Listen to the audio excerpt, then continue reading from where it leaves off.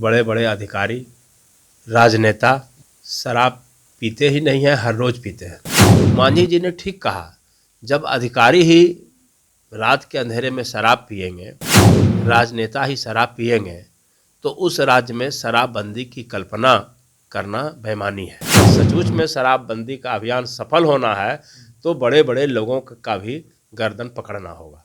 नमस्कार, आप देख रहे हैं लाइव सिटीज और आपके साथ मैं हूं वसीम खान। देखिए, बिहार में शराबबंदी है, मगर एनडीए के अलायंस पार्टनर बिहार के पूर्व मुख्यमंत्री जीतनराम मांझी ने एक बड़ा सवाल खड़ा किया है। रात के अंधेरे में अधिकारी शराब पीते हैं। आईएएस, आईपीएस और जजों पर भी एक बड़ा आरोप जीतनराम मांझी लगाते दिखाई दे रहे थे। हमारे साथ बातचीत करने के लिए कांग्रेस के कदावर नेता एमएलसी समीर सिंह जी हैं, इनसे हम बात करेंगे। सर, कैसे देखते हैं जीतनराम मांझी के इस बयान को? कहीं ना कहीं शराबबंदी पर एक बड़ा सवाल खड़ा कर दिया उन्होंने। जीतनराम मांझी जी एनडीए के अलायंस पार्टनर हैं। ये वो महसूस किए और बोले, इस सच्चाई का हम स्वागत करते हैं कि उन्होंने महसूस किया कि बड़े बड़े अधिकारी, राजनेता शराब पीते ही नहीं हैं, हर रोज़ पीते हैं। तो ये कार्यक्रम मुख्यमंत्री जी का ड्रीम प्रोजेक्ट है और मुख्यमंत्री जी की हम सराहना करते हैं कि मुख्यमंत्री जी ने ऐसे महत्वपूर्ण कार्यक्रम को गंभीरता से लिया है। समाज में शराब पी करके जो अपराध हो रहे थे उसमें कमी आई है, लेकिन शराब की जो बढ़ती हुई कालाबाजारी है, ऊंचे दाम में शराब आज भी घर घर पहुंचाए जा रहे हैं, इस पर अभी तक कोई नियंत्रण नहीं हो पाया है। तो मांझी जी ने ठीक कहा, जब अधिकारी ही रात के अंधेरे में शराब पिएंगे, राजनेता ही शराब पिएंगे, तो उस राज्य में शराबबंदी की कल्पना करना बेईमानी है।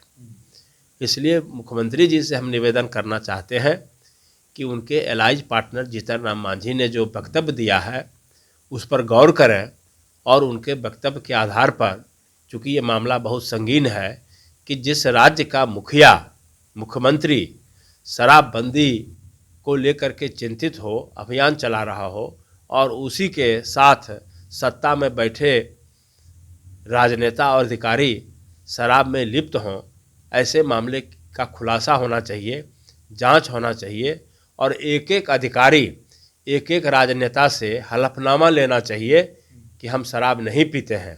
उसके बाद अगर पकड़े जाते हैं तो उनके विरुद्ध भी कार्रवाई होनी चाहिए।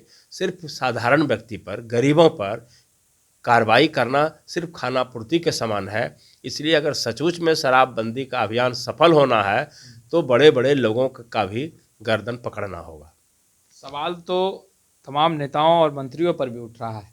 क्या विपक्ष के भी तमाम नेता, विधायक, एमएलसी, ये तमाम लोग तैयार हैं कि अगर जांच के कुछ निर्णय लिए जाते हैं तो आप लोग भी जांच करवाएंगे अपना? नहीं, बिल्कुल, हम तो 24 घंटा जांच कराने के लिए तैयार रहते हैं। चूँकि हमने शराब का क्या स्वाद होता है आज तक महसूस ही नहीं किया है। कोई नशा, पान, सिगरेट भी नहीं खाते हैं। बिल्कुल गांधीयन परिवार से आते हैं, लेकिन हम इसके खिलाफ हैं। समाज में जो प्रताड़ना हो रही है, जो महिलाओं के साथ प्रताड़ना हो रहा है, तो उसके मूल में शराब भी है।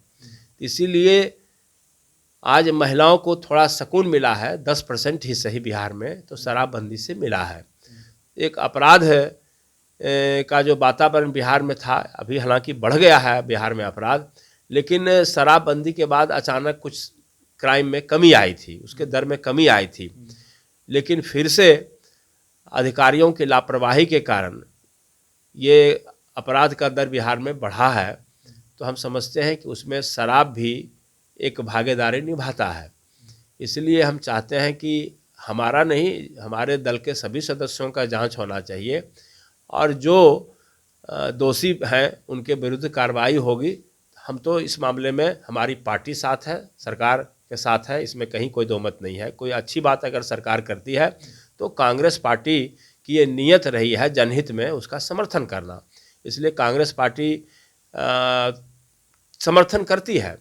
लेकिन ये महसूस करती है कांग्रेस पार्टी कि हमारे तमाम समर्थन के बावजूद सरकार इस पर कामयाब नहीं हो पा रही है। अच्छा, बिहार के विशेष राज्य के दर्जे को लेकर भी सियासत बहुत तेज है सर। एनडीए में कहीं ना कहीं घमासान युग है कि मचा हुआ है। बीजेपी अलग सूर राप रही है, वहीं दूसरी तरफ जेडीयू कहते नजर आ रही है कि बिहार को विशेष राज्य का दर्जा जो है वो मिलना चाहिए। कैसे देखें?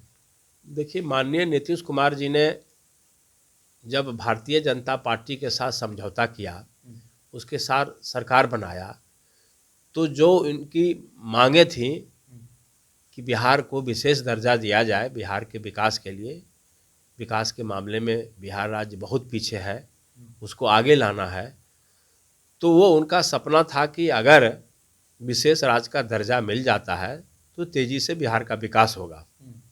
लेकिन उनकी मांग को भारतीय जनता पार्टी ने, मोदी जी के नेतृत्व ने दबा दिया और मुख्यमंत्री जी शांत हो गए।